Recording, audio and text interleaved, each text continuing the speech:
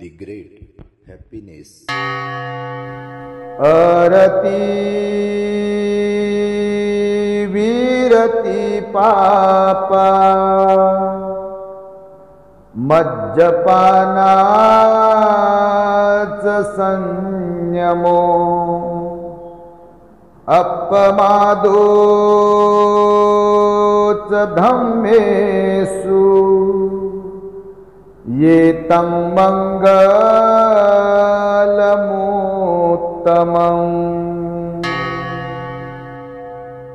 संपूर्ण जगाला ज्यांनी सुख, शांती, मानवता तथा दुःख मुक्तीचा आर्य संदेश दिला, असे ते दुःख मुक्तीचे मार्गदाता, दुःखमुक्त महामानव, महान कारुणिक तथागत भगवान सम्यक संबुद्ध तथागतांनी आपल्या शुद्ध प्रज्ञेतून निर्मिलेला सद्धम्म आणि त्यात सद्धम्माचा गेली 2500 वर्षांपासून सातत्याने अहोरात्र प्रचार आणि प्रसार करणारा पूजनीय भिक्खू संघ, ज्यांच्या महान आणि असीम त्याग प्रभावामुळे आपल्याला जो हा अनमोल असा बुद्ध धम्म लाभला आणि ज्यांच्यामुळे आपल्याला हे एवढे मोठे वैभव प्राप्त झाले, असे महान युग प्रवर्तक, भारतीय राज्यघटनेचे प्रमुख शिल्पकार, परमपूज्य बोधिसत्व डॉक्टर बाबासाहेब आंबेडकर आणि सर्वच परिवर्तनवादी संत महापुरुषांच्या महान अशा विचारांना स्मरून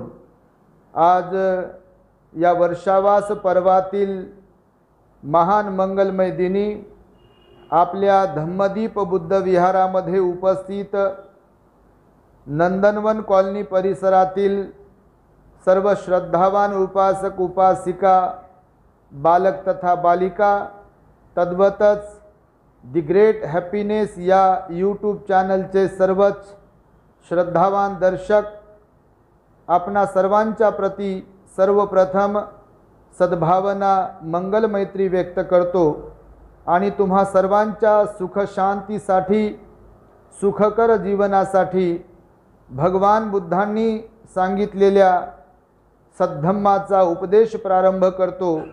आपण शांत, एकाग्र आणि श्रद्धायुक्त चित्ताद्वारे या अनमोल बुद्धवाणीला आपल्या हित सुखाकरिता श्रवण करावे, ग्रहण करावे।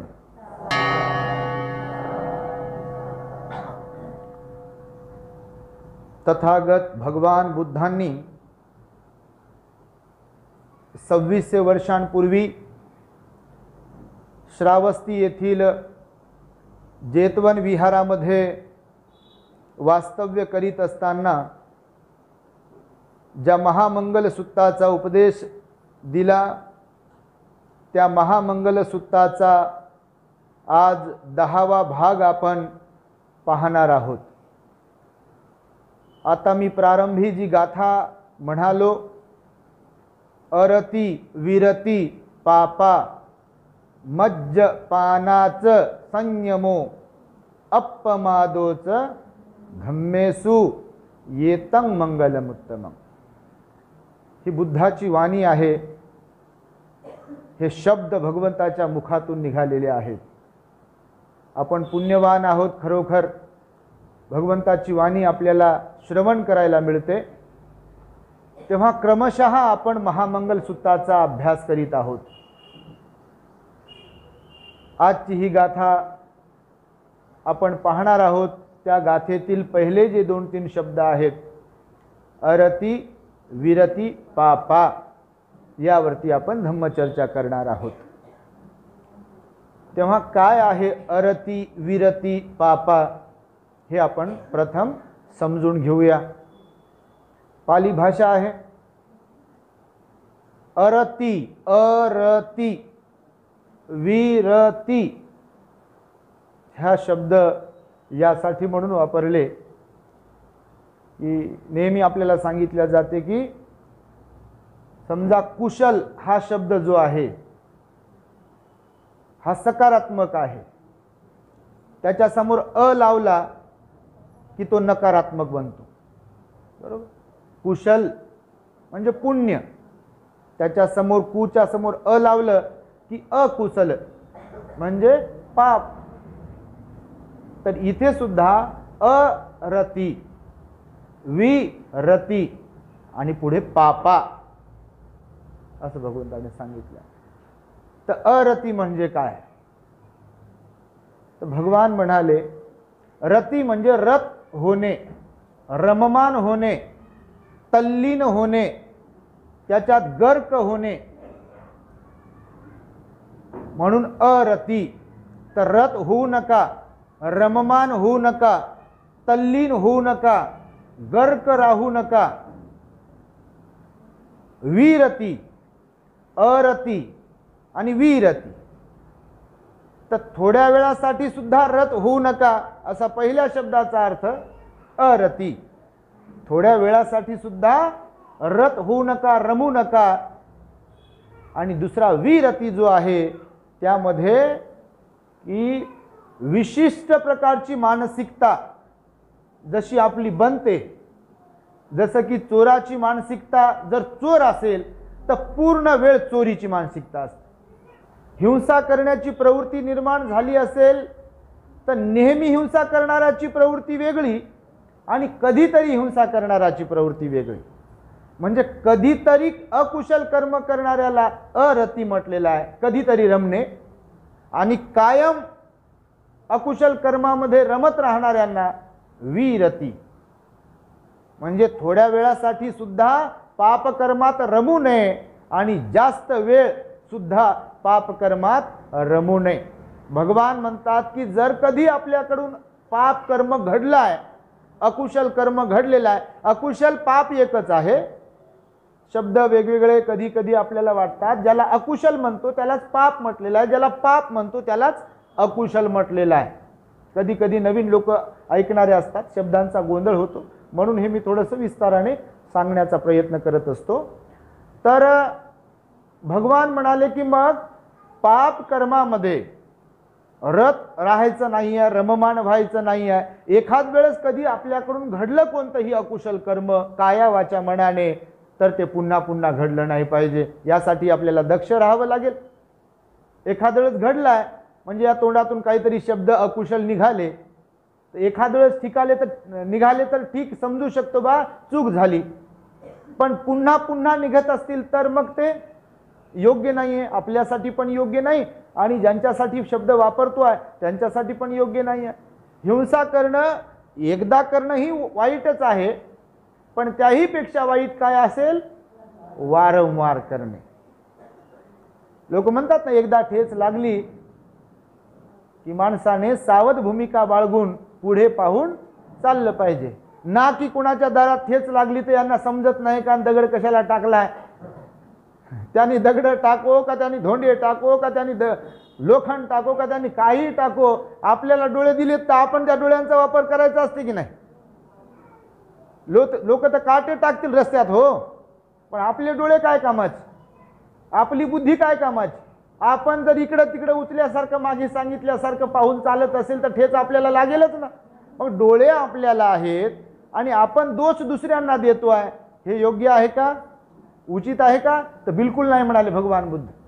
तुम्हाला जर डोळे आहेत, तुम्हाला जर बुद्धी आहे, तुम्हाला जर कान आहेत, तुम्हाला जर मुख आहे, तर तुम्ही त्याचा योग्य वापर केला पाहिजे. यामध्ये दुसऱ्याला दोष देण्यात काहीही अर्थ नाही आहे आणि ते उचित नाही आहे. म्हणून भगवंताने सांगितले अरती विरती पापा.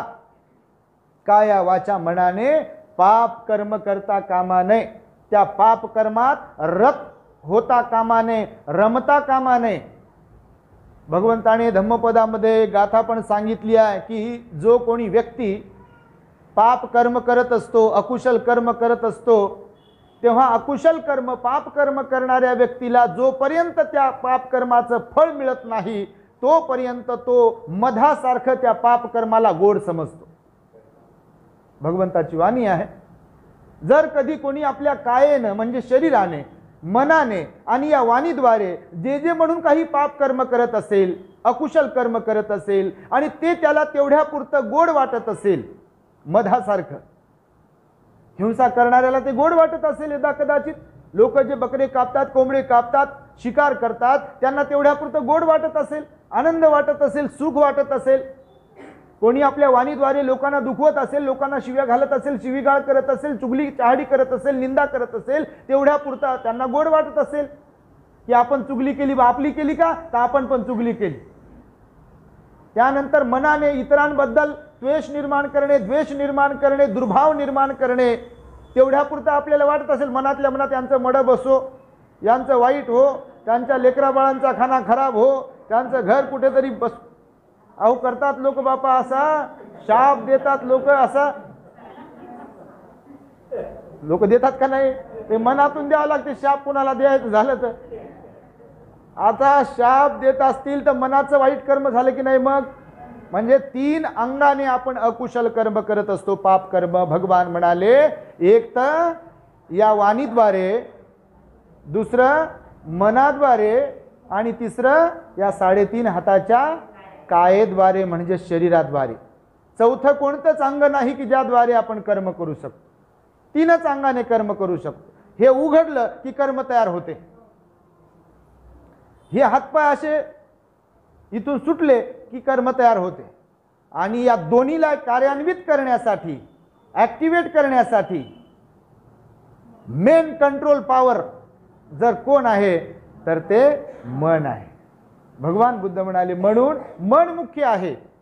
मनच आपल्याला कर्म करायला भाग पाडते, मनच चांगला विचार करायला भाग पाडते, मनच वाईट विचार करायला भाग पाडते, मनच शिवीगाळ करायला भाग पाडते, मनच बडबड करायला भाग पाडते, मनच निंदा चुगली करायला भाग पाडते, मनच शिवीगाळ करायला भाग पाडते, आणि मनच वाईट विचार करायला, चांगला विचार करायला भाग पाडते, आणि मनच या शरीराला ऑर्डर देते की कोणाला तरी मारा किंवा कोणाला तरी मदत करा. म्हणून भगवंताने सांगितलं आहे की अकुशल कर्म करू नये, अकुशल कर्मात रमू नये. कारण अकुशल कर्मात रमणे म्हणजे पाप कर्मात रमणे हे आपल्यासाठी मोठं दुःखदायी आहे. भगवान म्हणाले की ज्याप्रमाणे लोक पापकर्म करत असताना त्या फळाच्या संदर्भात माहिती नसल्यामुळे, निश्चिती नसल्यामुळे ते पाप कर्म करताना त्यांना ते गोड वाटते, पण जेव्हा त्या पापकर्माचा भोगण्याची वेळ येते तेव्हा मात्र लोक दुःखी होतात, असं भगवंताने सांगितलेलं आहे. म्हणून भविष्यात आपण कधीही दुःखी होऊ नये यासाठी आपल्याला वर्तमान जीवनामध्ये आपल्या काया वाचा मनावरती संयम ठेवावा लागेल. आणि म्हणून भगवंताने सांगितलं आहे की कोणत्याही प्रकारच्या पापकर्मामध्ये रमू नका. इथे प्रत्येक जीव रमत असतो. कोणी भोजनात रमतो, कोणी बोलण्यात रमतो, कोणी झोपण्यात रमतो, कोणी बाता मारण्यात रमतो, कोणी शेखी मिरवण्यात रमतो, कोणी हिंसा करण्यात रमतो, कोणी चोरी करण्यात रमतो, कोणी व्याभिचार करण्यात रमतो, कोणी लबाडी करण्यात रमतो, कोणी ठकवण्यात फसवण्यात रमतो, कोणी दारू पिण्यामध्ये रमतो, तर कोणी तंबाखू खाण्यामध्ये रमतो, कोणी बिडी सिगारेट पिण्यामध्ये रमतो. रमणं तर आहे. तुम्ही बघा, याच्यापासून सुटका करण्याचा प्रयत्न तर करा. ह्या ज्या काही सवयी लागलेल्या असतील पापकर्म करण्याच्या, ह्या सवयी सोडताना नाकी नऊ येतात लोकांच्या. दारू सोडण्यासाठीचे मोठे मोठे सेंटर आहेत आज, तंबाखू सोडण्यासाठीचे सेंटर आहेत आज. सुटत नाही. लोक म्हणतात तलप लागलेली आहे म्हणतात कोणत्याही गोष्टीची. नेहमी आपण म्हणजे हसण्यावर म्हणून कधी कधी बोलतो. कोणाला जर म्हटलं बा शांत बसा, तर शांत बसणं होतंय का आपल्याच्यानं? नाही. डोळे बंद करून बसा म्हटलं आपल्याला 1 घंटाभर बिलकुलच डोळे उघडायचे नाही, तर जमते का? ते सोपं गोष्ट आहे का ती? तर सोपी गोष्ट नाही ना ती. डोळे बंद केले, डरी डोळे बंद केले, ते डोळे बंद केल्यावर पाहते इकडं तिकडं इकडं तिकडं. तर भगवान बुद्ध म्हणाले की रमू नये. हे सांगतोय यासाठी मी की माणसाने कोणत्याही अकुशल कर्मांमध्ये रमू नये, असं भगवंताचं वक्तव्य आहे. आणि त्यामुळे आपण जे जे म्हणून काही कर्म करत असतो त्यामध्ये आपण रमलो नाही पाहिजे. कायेने जे कर्म करतो त्यात आपण, कायेने जे अकुशल कर्म करतो त्यात आपण रमलो नाही पाहिजे. आपल्या शरीराने कोणकोणते अकुशल कर्म पापकर्म करत असतो आपण? एक तर शरीराने हिंसा करत असतो, हिंसा हे पापकर्म आहे. दुसरं पापकर्म करतो चोरी कर्माचं, चोरी करण्यामध्ये पण रममान होत असतो. तिसरं पापकर्म आहे व्याभिचाराचं, यामध्ये सुद्धा लोक रमत असतात. तर भगवान बुद्ध म्हणाले शरीराद्वारे जे जे म्हणून कोणतं अकुशल कर्म पाप कर्म होत असते त्यामध्ये आपण रमता कामा नये, त्यामध्ये आपण रममान झालो नाही पाहिजे. त्यानंतर भगवंताने सांगितले वाणीचे पाप कर्म. वाणीचे पाप कर्म सांगितले कोणकोणते? एक तर खोटं बोलणे हे वाणीचं पाप कर्म आहे, निंदा करणे हे वाणीचं पाप कर्म आहे, त्यानंतर व्यर्थ बडबड करणे हे वाणीचं पाप कर्म आहे, दुष्कर्म आहे, आणि शिवीगाळीची भाषा वापरणे हे वाणीचे पाप कर्म आहे. तर भगवान बुद्ध म्हणाले यामध्ये सुद्धा रमता कामा नये, म्हणजे कायेच्या पापकर्मामध्ये रमता कामा नये, वाणीच्या पापकर्मामध्ये रमता कामा नये, आणि मनाने जे काही पाप कर्म करतो ते म्हणजे एक तर राग, द्वेष आणि लोभ. मध्यंतरी आपण या विषयांना हाताळलेला आहे, श्रवण केलेलं आहे, चर्चा केलेली आहे, म्हणून असं ओझरत घेतो आम्ही. भगवान म्हणाले वाणीचे सुद्धा पापकर्म आहेत की आपण निरंतर ते करत असतो. राग, राग म्हणजे काय? लोभ. तुम्हाला मागे शिकवलं बघा, राग म्हणजे लोभ. आता जो प्रयोग करतो राग शब्दाचा तो क्रोध या अर्थाने करतो, आणि भगवंताच्या धम्मात भगवंतानी जो राग शब्द वापरला तो लोभ या अर्थाने वापरलेला आहे. तर भगवान बुद्ध म्हणाले मनात लोभ उत्पन्न झाल्याशिवाय आपण काहीच करू शकत नाही. मनात जेव्हा लोभ उतरतो तेव्हाच आपण कृतीमध्ये उतरवतो त्याला. अगोदर मनामध्ये लोभ, तर मनाचं हे पापकर्म आहे.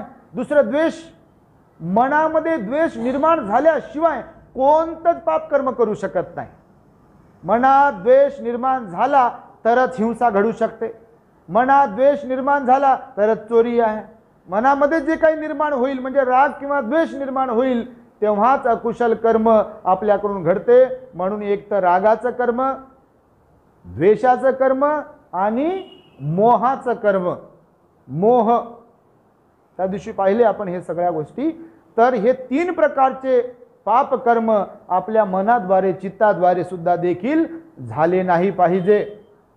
कारण हे मनुष्याला गोड जरी वाटत असतील तरी मात्र ते दुःखाकडे आणि पश्चातापाकडे घेऊन जात असतात. आपण जे जे म्हणून काही कर्म करत असतो एक दिवस आपल्याला पश्चाताप होतो.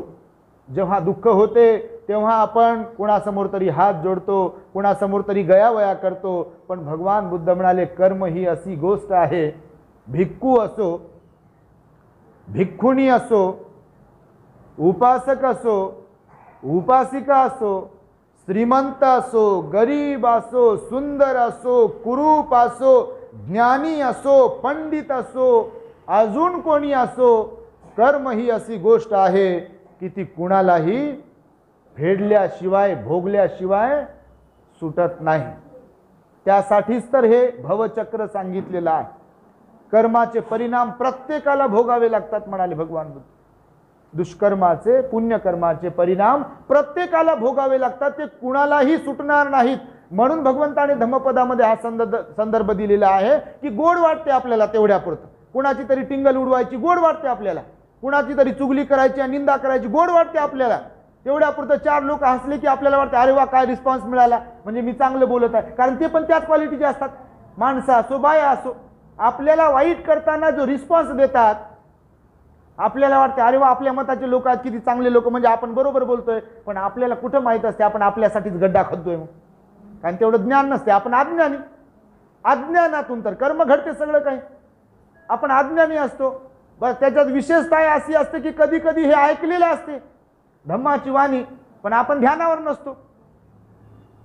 आपण आपली शेकी मिरवणारे, त्याला काय होते आणि याला काय होते म्हणणारे, आणि मग बरोबर ते फेडायची वेळ आली ते कोणी असो. मग भगवान बुद्ध म्हणाले दुःखाशिवाय पश्चातापाशिवाय दुसरा पर्याय नसतो तिथे. आणि म्हणून तर भगवंताने सांगितलं अरती विरती पापा, म्हणजे कोणत्याही प्रकारच्या पापकर्मामध्ये रमू नका. कोणत्याही प्रकारच्या पापकर्मामध्ये रमू नका, कारण ते दुःखाकडे घेऊन जाते. काया वाचा मनाने केल्या जाणारे जे काही पापकर्म आहेत त्यामध्ये रमू नये अशा प्रकारचं भगवंताने सांगितलेलं आहे. खरं तर एका ठिकाणी पाप कर्माचे काही संदर्भ आलेले आहेत रतनसुत्तामध्ये. रतनसुत्त जर तुम्ही अभ्यासलेलं असेल तर त्यामध्ये 6 प्रकारचे महापाप सांगितलेले आहेत की ज्याचं प्रायश्चित, ज्याचा दुष्परिणाम इथेच वर्तमान जीवनामध्ये भोगावा लागतो. काही कर्म अहोसी असतात, काही कर्म आता फळ देतात, काही कर्म तात्काळ फळ देतात, काही कर्म उशिराने फळ देतात. जसं झाडांच्या बाबतीमध्ये, वनस्पतींच्या बाबतीमध्ये आहे. काही झाडांना लवकर फळं येतात, काही झाडांना उशिरा फळं येतात. काही झाडं जास्त काळ जगतात, काही झाडं कमी कालावधीमध्ये जगतात. कपासी सीझन पुरतीच असते, पण आंब्याचं झाड कितीतरी वर्ष जगते ना. कपासीचं तसं नाही करू शकत ना, तुरीचं तसं नाही करू शकत ना. त्याचा एक पिरियड आहे. तूर लावली की 5-6 महिने जे काही समजा शेतकऱ्यांचा पिरियड असेल तेवढ्यापुरती ती तूर येते, त्याला शेंगा लागल्या, त्याला ते दाणे लागले, ते काढले की विषय संपला. उपटा म्हणतात, तुरीटीने फेकून जाळून द्या म्हणतात. तसंच कर्मांचं सुद्धा काही काही आहे. काही कर्म तात्काळ फळ देणारे असतात, काही कर्म उशिराने फळ देणारे असतात. कर्मामध्ये पण फरक आहे भगवान बुद्ध म्हणाले. पण कर्म कर्मच असतात, भोग मात्र त्याचे भोगावेच लागतात. तर 6 प्रकारचे गरु कर्म भगवंताने सांगितलेले आहे, ज्याला महापाप असं सुद्धा संबोधलेलं आहे. महापाप माहिती आहे तुम्हाला. गरु कर्म फार डेंजर असतात, व्हेरी डेंजरस. कधी कुणाकडून घडू नये ते कर्म, भयंकर त्याचा दुष्परिणाम. आपण त्या दिवशी देवदत्ताची स्टोरी ऐकली आहे बघा. देवदत्ताकडून गरु कर्म घडलं होतं. बऱ्याच लोकांकडून गरु कर्म घडते, त्यांच्याकडून घडलं म्हणजे संदर्भ म्हणून दिला आपण. देवदत्ताकडून घडलं. तर गरु कर्म काय आहे, तर ते 6 प्रकारचे गरु कर्म आहेत, लक्षात ठेवा. ज्याला महापाप म्हणतात. 6 प्रकारचे आहे. ते कोणते? रतनसुत्तामध्ये त्याचा उल्लेख आलाय की ज्यांना कुणाला सम्यक दृष्टी प्राप्त होते त्यांच्याकडून 6 प्रकारचे हे महापाप घडू शकत नाही असं भगवंताचं वचन आहे, ज्याला सम्यक दृष्टी प्राप्त झाली आहे. पहिल्या प्रकारचा गरुकर्माचा प्रकार सांगितलाय, काही काही जोड्याने सांगितलेला आहे. माता पित्याची हत्या. आईची जर आपल्याकडून हत्या झाली तर ते महापाप किंवा त्याला गरु कर्म म्हटलेलं आहे. याच जन्मात भोगावं लागते. हत्या तर सांगितलीच गरु कर्माच्या संदर्भामध्ये, पण आपल्यामुळे आपल्या मायबापाच्या डोळ्यात अश्रू येणं हा सुद्धा हत्येचाच एक प्रकार आहे. मायबापाच्या डोळ्यांमध्ये आपल्यामुळे अश्रू येणे हा सुद्धा हत्येचाच परिणाम आहे. कारण रडणे हे सुखदायी आहे की दुःखदायी आहे?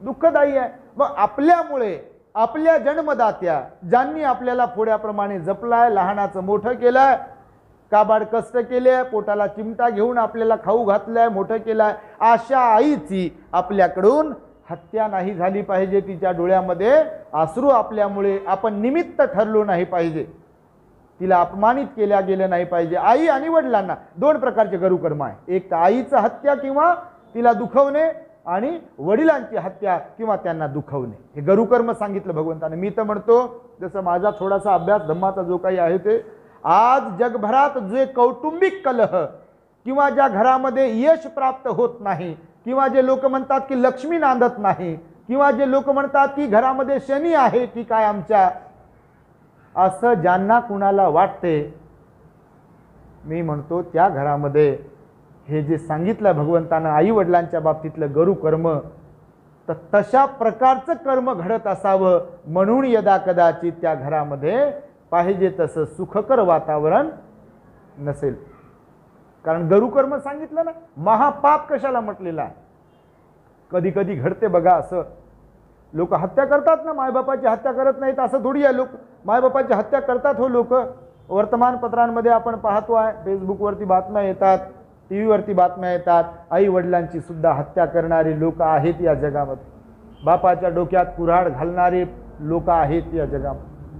आईच्या मानेवर कुऱ्हाड चालवणारे लोक आहेत या जगामध्ये. आईचा गळा दाबून तिचा जीव घेणारे लोक आहेत. बापाच्या तोंडावर उशी ठेवून बापाला जीवे मारणारे लोक आहेत या जगात. त्या दिवशी मी सांगितलं तुम्हाला, मायला बाहेर सोडून देणारे, हाकलून देणारे लोक आहेत या जगामध्ये. भगवंताने त्याला कोणतं कर्म म्हटलेलं आहे? गरु कर्म म्हटलेलं आहे. महापाप. लक्षात ठेवा, 6 प्रकारचे महापाप सांगितले की जे केल्यामुळे आपल्या साऱ्या घरादाराचा आणि जीवनाचं बॅलन्स असं हुकून जाते पूर्ण. तुम्ही किती मेहनत करा, किती पैसे येऊ द्या, त्यातून जे सुख तुम्हाला अपेक्षित असते ते प्राप्त होऊ शकत नाही.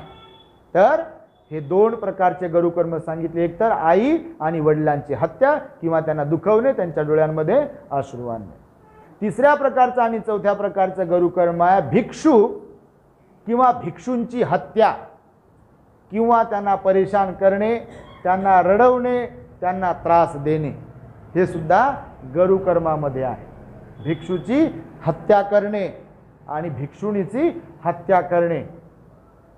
ते चांगलं वर्तन ठेवत असतील, त्यांच्यात त्याग असेल, शील असेल, समर्पण असेल, सगळ्या चांगल्या गोष्टी, संयमशील असतील, आणि जर आपण त्यांना दुखवलं, त्यांना त्रास दिला, त्यांना रडवलं, त्यांना परेशान केलं किंवा त्यांची हत्या केली तर ते गरुकर्मामध्ये येईल आणि ते महापाप आपल्याकडून घडेल म्हणाले भगवान बुद्ध.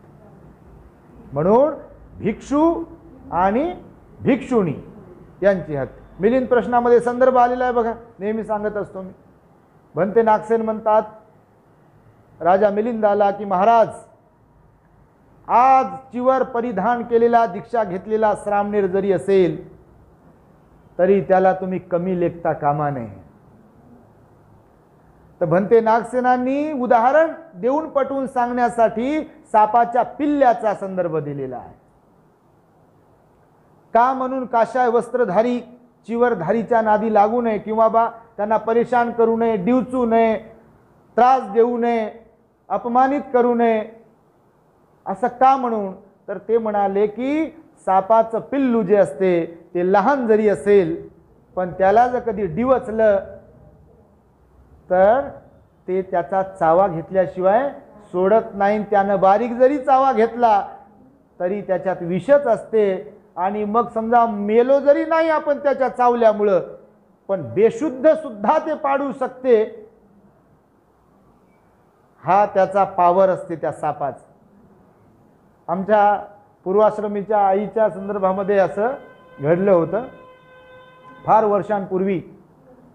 तर ते आई स्वयंपाक करत होती. आता शेती आहे तर शेतामध्ये निंदायला वगैरे गेली होती महिलांबरोबर आणि घरी आली आणि घरी मग ते स्वयंपाक वगैरे काही करत असेल तर बारीक असं ते सापाचं पिल्लू ते चढलं असेल लुगड्यावर वगैरे आणि कपड्यावर चढल्यामुळे ते कुठेतरी गेलं ते आईच्या शरीरामध्ये कपड्यांच्या खाली आणि ते मग ते चावत राहिले आणि आईला वाटत राहिलं की बा काही मुंगी वगैरे असेल, असं काही चावत असेल काही, आणि बराच वेळ ते चावत राहिलं, लक्षात आलं नाही ते.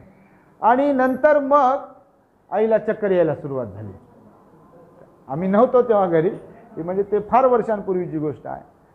तर चक्कर यायला सुरुवात झाली तर मग पूर्ण ते झाडले कपडे वगैरे, तर ते सापाचं पिल्लू मग ते दिसलं ते आणि मग ते हॉस्पिटलमध्ये वगैरे नेलं आणि चांगली झाली आई. तर हे उदाहरण म्हणून सांगतोय, असं घडू शकते की सापाचं पिल्लू जरी असेल तर त्याचा चावा देखील त्याचा परिणाम दाखवू शकते, त्याची विषबाधा होऊ शकते. आणि म्हणून भंते नागसेनांनी मिलिंदाला सांगितलं आहे की चिवरधारी एका दिवसाचा जरी असेल आणि एखादा उपासक ग्रहस्थ कितीही विद्वान सिलवान जरी असेल तरी काशाय वस्त्र हे त्या भिक्खूचं म्हणून नाही आहे, तर ते भगवान बुद्धाचं आहे. ही अर्हताची ध्वजा आहे. भिक्खुनी सुद्धा याची गरिमा राखली पाहिजे. असा नाही आहे याचा अर्थ की भिक्खुनी पण कसंही वागावं. भिक्खुनी सुद्धा त्याचं पावित्र्य जपलं पाहिजे, त्याची गरिमा राखलीच पाहिजे. परंतु एखादा कोणीतरी उपासक ग्रहस्थ, मी फार ध्यान करतो, मी फार विद्वान आहे, मी असा आहे तसा आहे, मलाही भाषण देता येते, प्रवचन देता येते, मग भिक्खूला डावलून, श्रामणेराला डावलून किंवा अरे यांना काहीच येत नाही आणि यांचं काही खरंच नाही हो असं म्हणून जर त्यांच्याकडून ते कर्म घडत असेल तर ते पाप कर्म आहे आणि त्याचाही परिणाम भोगायला मिळतो. दोन्हीही गोष्टी सांगितल्या या संदर्भामध्ये भगवंताने दोन्हीही बाजूने विस्ताराने सांगितलेलं आहे. आणि म्हणून तिसऱ्या आणि चौथ्या प्रकारचं महापाप कोणते सांगितलं आहे की भिक्खूची किंवा भिक्खुणीची हत्या. हे तिसरं आणि चौथ्या प्रकारचं महापाप सांगितलेलं आहे. पाचवं जे गरुकर्म आहे, महापाप आहे, ते म्हणजे अर्हताच्या शरीराचं किंवा भगवान बुद्धांच्या शरीराचं रक्त काढणे किंवा त्यांच्या शरीरावर जखम होण्यासाठी आपण कारणीभूत ठरणे, हे सुद्धा गरुकर्म महापाप सांगितलेलं आहे. आणि त्याचं उदाहरण म्हणून मी आत्ता तुम्हाला मघासी म्हणालो, देवदत्ताकडून उदाहरण तसं कर्म घडलं होतं. त्याने भगवान राजगिरीला राहत होते आणि तिथे राहत असताना अजातशत्रूच्या माध्यमातून सुरुवातीला 2 लोक मारण्यासाठी पाठवले भगवंताला. देवदत्ताच्या सांगण्यावरून ते गेले भगवंताकडे. भगवंत शांत आणि संयमाने प्रवचन देत होते, उपदेश देत होते आणि उपदेशांमध्ये लोक पण होते. आणि हे दोघं नेमके तिथे गेले तर लोकांमध्ये थोडी मारू शकतो भगवंताला, म्हणून हे बसले. आणि बसले तर भगवंताच्या समोर बसल्यावर काय, थोडं तर काहीतरी कुशल कर्म असेलच ना. आणि त्यांचंही काही कुशल कर्म असेल आणि भगवंताची वाणी आणि भगवंताची दिव्य दृष्टी, कधी कधी फोकस करायचे भगवान बुद्ध ठराविक लोकांवरती आणि त्यांनाच उद्देशून प्रवचन करायचे कधी कधी भगवान बुद्ध एखादा विषय. ते दोघं लोक बदलले, भिक्खू बनले आणि ते बरेच दिवस परतच आले नाही, म्हणून 4 लोक पाठवले, 8 लोक पाठवले, 16 लोक पाठवले, असं वर्णन आलेलं आहे भगवंताला मारण्यासाठी. हो, सर्व लोक तिथे जाऊन बदलत राहिले. आपला पाप भाव जो होता तो त्यांनी नष्ट करत राहिले, पुण्य भाव मनामध्ये जागवला आणि भिक्खू बनत राहिले. देवदत्ताचं हे कर्म होत. त्यानंतर दगड भगवंतावरती, भगवंताला मारण्या हेतू दगड सुद्धा त्याने सोडला होता देवदत्ताने. भगवंताला तो दगड पूर्ण लागला नाही. त्या दगडाला दगड लागून त्या दगडाचा थोडासा तुकडा भगवंताच्या पायाला येऊन लागला. त्याच्यातून रक्तस्राव झाला, जखम झाली आणि जीवक वैद्याने त्याच्यावर मलमपट्टी केली आणि ते घाव भरून निघाला. तर हे गरुकर्म कोणाकडून घडलं होतं? देवदत्ताकडून. म्हणून तथागत भगवान बुद्धांच्या शरीराचं रक्त काढणे किंवा त्यांच्या शरीरावर जखम होण्यासाठी आपण निमित्त ठरणे किंवा अर्हताच्या शरीराचं रक्त काढणे किंवा त्यांच्या शरीरावर जखम होण्यासाठी आपण निमित्त ठरणे, याला गरुकर्म म्हणजे महापाप संबोधलेले आहे. आता राहिलाय 6वं गरुकर्म. आणि 6वं गरुकर्म कशाला म्हटलेलं आहे? संघामध्ये, पूजनीय भिक्खू संघामध्ये फूट पाडणे, त्याला गरुकर्म म्हटलेलं आहे. मग बऱ्याचदा याच्यासाठी कारणीभूत भिक्खू ठरलेले आहेत. कारण भिक्खू संघ आहे ना, सर्व भगवंताचा संघ आहे. सुपटिपन्नो भगवतो श्रावक संघो, सुमार्गावर प्रतिष्ठित असलेला श्रावक संघ आहे भगवंताचा. तर देवदत्ताच्या संदर्भामध्ये सांगितलेलं आपल्याला की देवदत्ताने संघामध्ये फूट पाडली होती.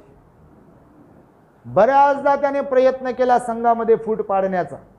कारण त्याचं हे होतं की तो लहानपणापासून भगवंताच्या सोबत मोठा झाला. लहानपणापासून भगवंताच्या बाबतीमध्ये त्याच्या मनामध्ये द्वेष होता, सूडबुद्धी होती, जलसीपणाचा भाव होता.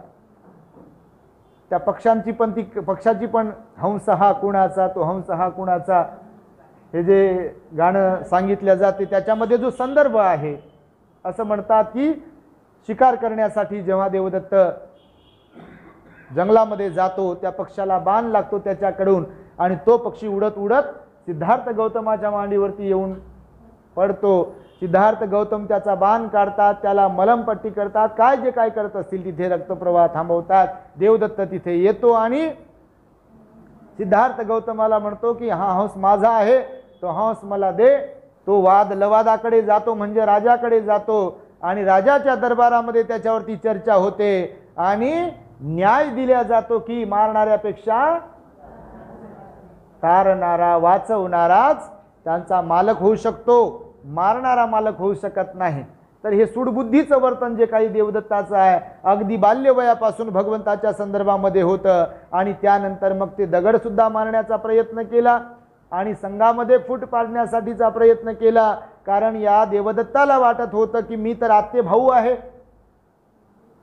सिद्धार्थ गौतमाचा, परिवारातला आहे, मी पण तर तरुण आहे, मी पण तर भिक्खूचा आहे, मी पण तर क्षत्रियच आहे, मग मला उत्तराधिकारी बनवावं, मला उजवा आणि डावा हात बनवावं, मला प्रमुख सैनिक बनवावं.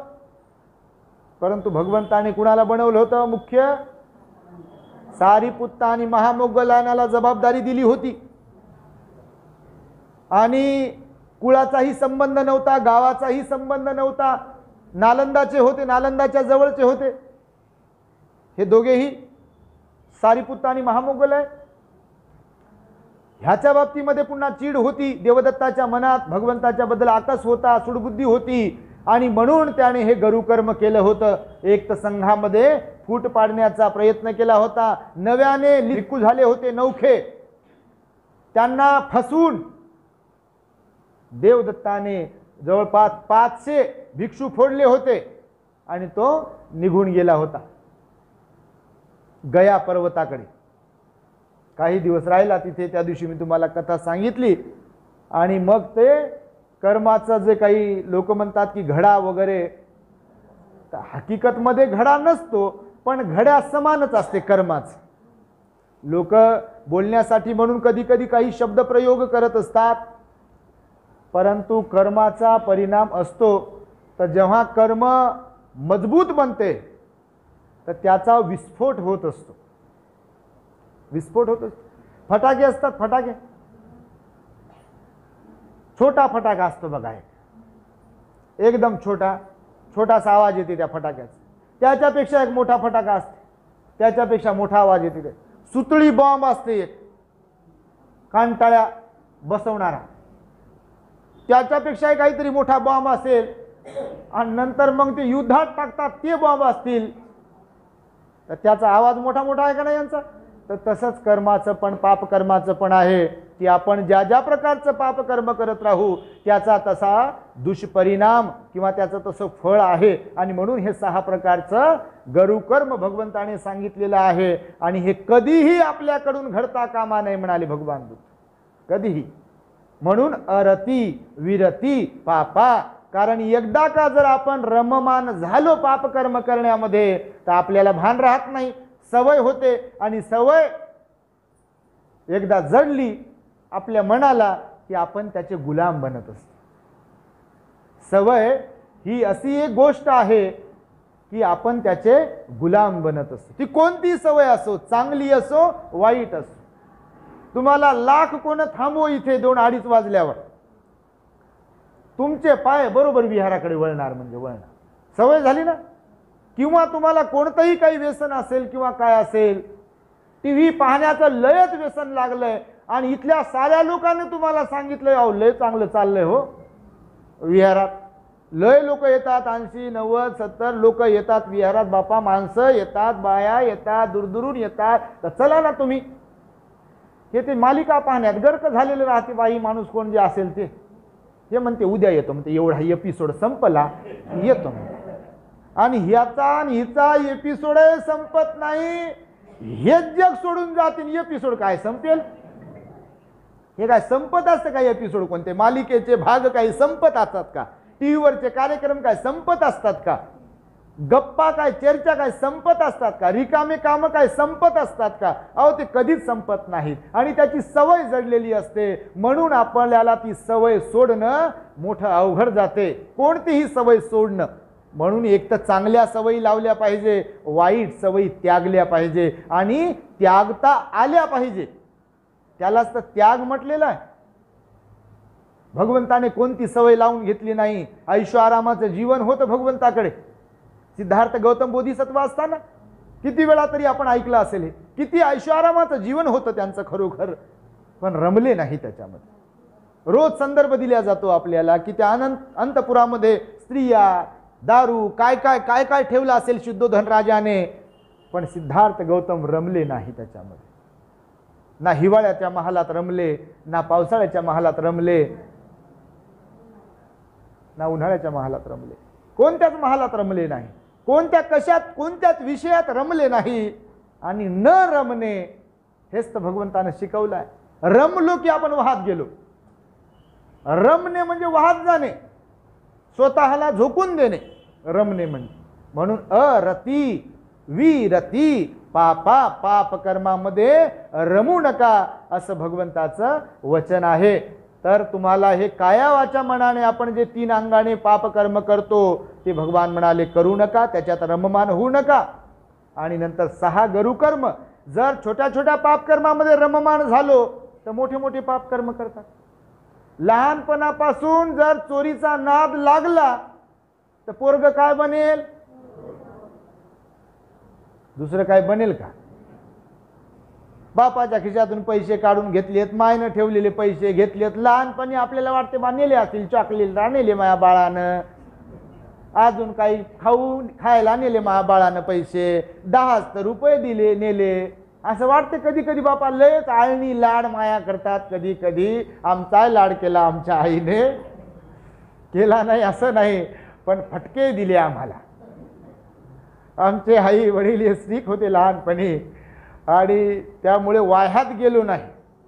वाह्यात जातानाचं जे वय आहे ते पुण्यकर्म असल्यामुळे लहानपणी समजा जेव्हा मोठे व्हायला सुरुवातच होत होती तेव्हा नेमकं भंतेजीच्या शाळेत गेलो. बापा भंतेजींच्या शाळेत गेल्यावर मग काय विषय होता का तिथे? अशी परिस्थितीच अशी होती तिथे आणि वातावरणच तसं होतं. म्हणून तिथे पूर्ण वेळ बुद्ध धम्माचं प्रशिक्षण होतं. त्यामुळे अकुशल कर्म करता करता करता सवय होते, पाप कर्म करता करता सवय होते आणि आपण मग मोठमोठे पाप कर्म करायला सुरुवात करत असतो. कारण थेंबे थेंबे तळे साचे. एकदा लबाड बोलायला सुरुवात केली की सारी जिंदगी लबाडीतच जाते. सवयच होते. मग काही सांगा, खरं बोलायचं ते नाही नाही असं नाही, हो हो असंच आहे म्हणजे लबाडीच लबाडी.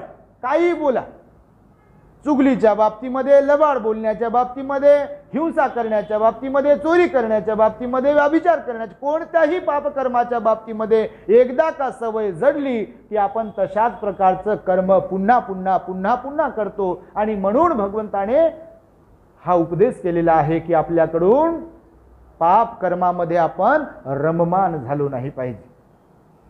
सर ते शेवटी मी तुम्हाला एक स्टोरी सांगतो, भगवंताच्या काळामध्ये घडलेली स्टोरी सांगितली की जरा फिट्ट बसते. असं बापा रोज कॉल याच्यावरून. हे आपलं दी ग्रेट हॅपीनेस घरोघर जाते. बिचारी लोक ज्यांच्याकडे भिक्खू नाही, विहार नाही, फार श्रद्धावान लोक हो आपले. काही काही अशा काही भगिनी, काही माया, काही बाबा, काही दादा फोन करतात बघा. रोज प्रतिक्रिया आपल्या त्या यूट्यूब चॅनलवर मेसेज काय, कमेंट्स काय करतील, व्हॉट्सअपवर नंबर घेतात, व्हॉट्सअप काय करतील, डायरेक्ट कॉल काय करतील आणि बोलतात भंतेजी आम्ही धन्य आहोत, आपली वाणी ऐकायला भेटते, ही बुद्धाची वाणी या यूट्यूबच्या माध्यमातून ऐकायला भेटते.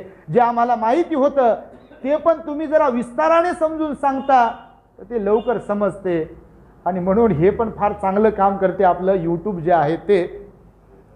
तर सर ते शेवटी मी तुम्हाला स्टोरी सांगतो आहे. भगवान बुद्ध श्रावस्तीमध्ये राहत होते आणि त्यावेळी एक श्रेष्ठी होता, सावकार होता श्रावस्ती नगरामध्ये. सावकार श्रीमंतच असतो. त्याला एक मुलगी झाली, अत्यंत सुंदर, चारित्र्य संपन्न, सिलवान, गुणवान, सुसंस्कारी मुलगी. जवान झाली, तरुण झाली. आणि मुलगी तरुण झाल्यावर मग लग्नाचा विषय असतो. मग वडिलांनी मुलं पाहायला सुरुवात केली. एक मुलगा आणला, 2 मुलगे आणले, 3, 4, 5 असे लय मुलं आणले. वडिलांना, आईला अशी त्यांचं कर्तव्य आहे ते आई मुलांचं लग्न लावून देणे. त्यांना वाटते बा बंधनात अडकले पाहिजे. लग्न बेडी काहीतरी म्हणतात, काहीतरी शब्द बापा. हे बंध रेशमाचे म्हणे बापा. काल एका गाडीला पाहिलं मी, ते पाठीमागून लावलं होतं असं दिल आणि त्याच्यात त्या नवऱ्या नवरीचे नाव, म्हणजे नवरदेव नवरीचे नाव, आणि त्याच्यावर लिहिलंय असं त्या थर्माकॉल.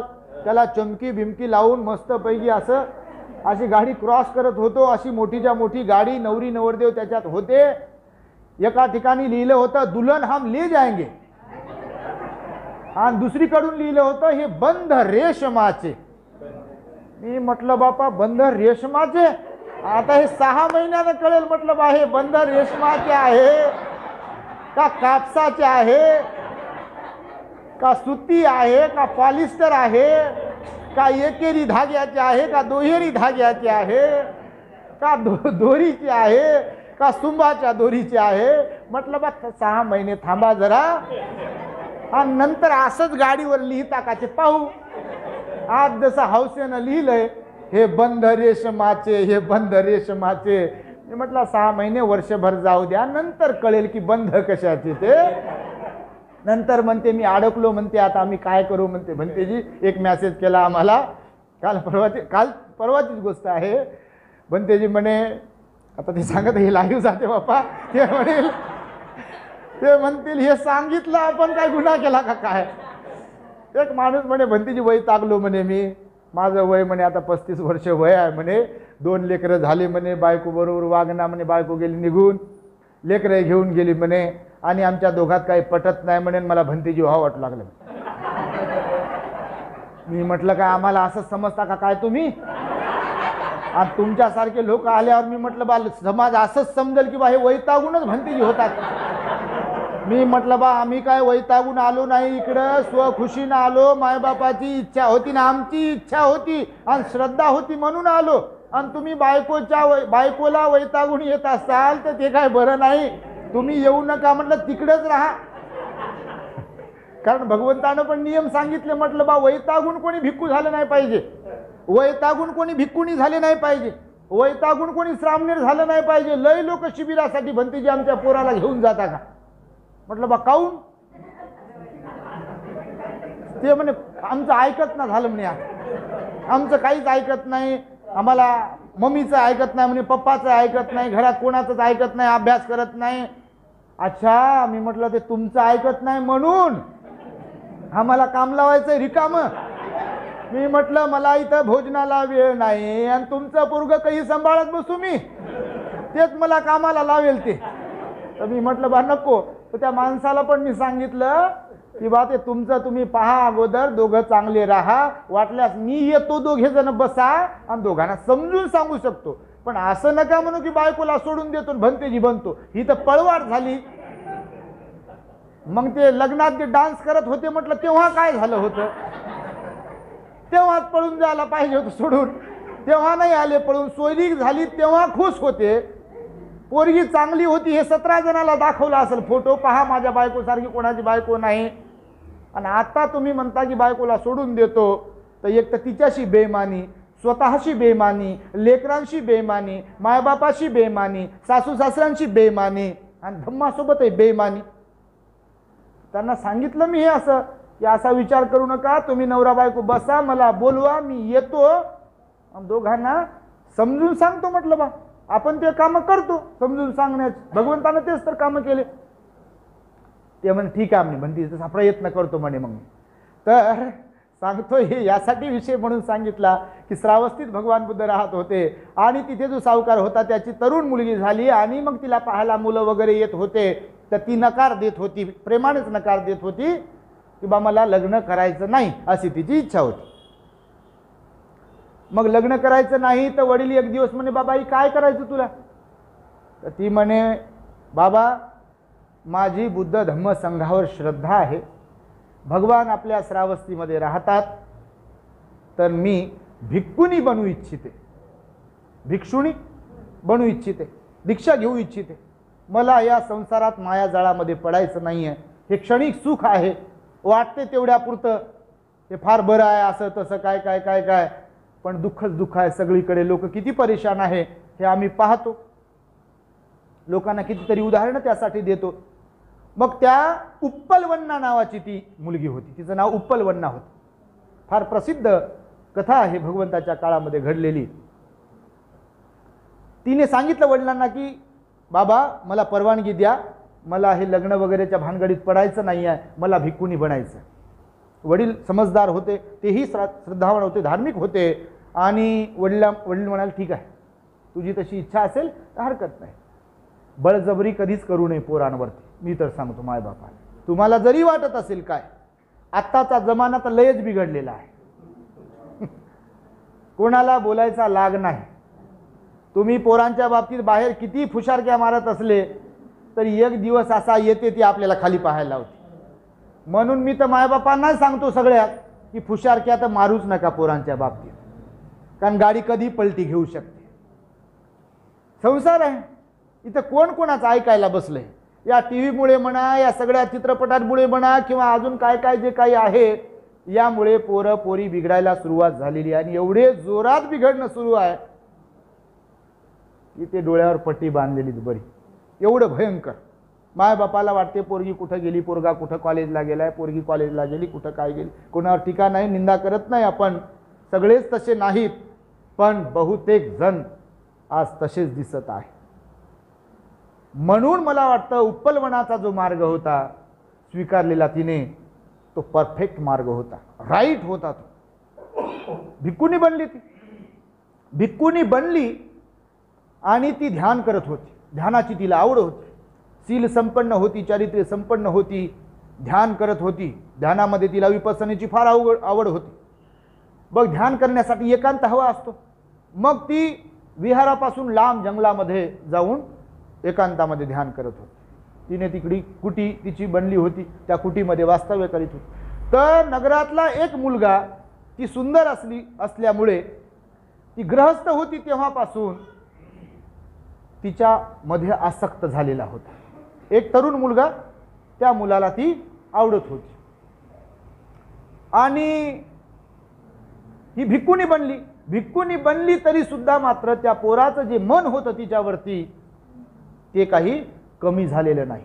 आणि हिला मात्र पुसटची ही कल्पना नव्हती. असे मॅटर खूप घडतात बघा. तर मग एक दिवस तो पोरगा तिच्या कुटीमध्ये गेला, उपलवना भिक्खुनीच्या, आणि तिला बळजबरी जबरदस्ती केली आणि त्याच्याकडून अकुशल कर्म दुराचार घडला. भिक्खूसोबत, भिक्खुनीसोबत दुराचार घडला, भिक्खुनी बरोबर, उपलवना बरोबर, आणि तो तिथून पळाला. धावता धावता, पळता पळता एका दगडाला ठेच लागण्याचं निमित्त झालं आणि चारी मुंड्या चित पडला जाग्यावर आणि मेला. भगवंताला बातमी समजली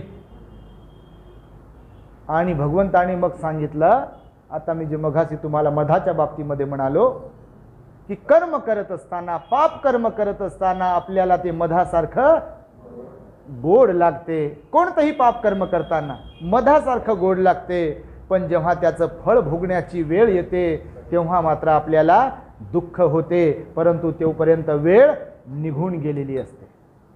आलं लक्षामध्ये? तर म्हणून हे अरती विरती पापा शिकवण्यासाठी म्हणून तुम्हाला हे छोटे मोठे उदाहरणं सांगितलेले आहेत.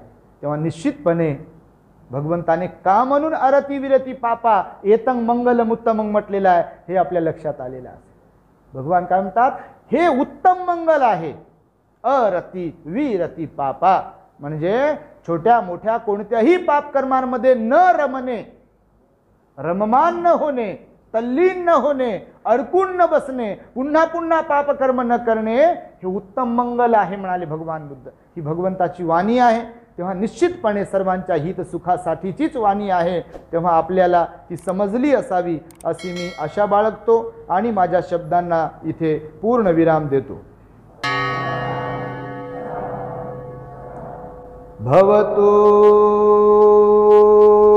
सब्बमंगलं रक्षन्तु सब्बदेवता सब्बबुद्धानुभावेन सदा सोत्थि भवन्तु ते.